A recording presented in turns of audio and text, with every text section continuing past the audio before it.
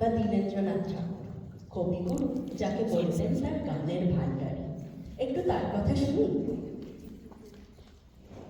রবি ঠাকুর গান লিখেছিলেন প্রায় ২৫০০, কিন্তু তার মধ্যে প্রায় ১৭০০ গানের সুরের কাণ্ডারী হলেন দীনু ঠাকুর।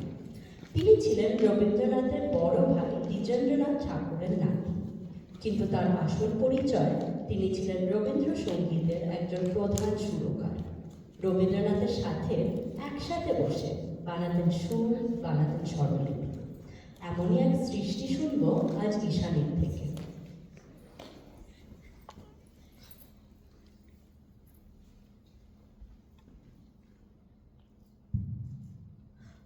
জাগো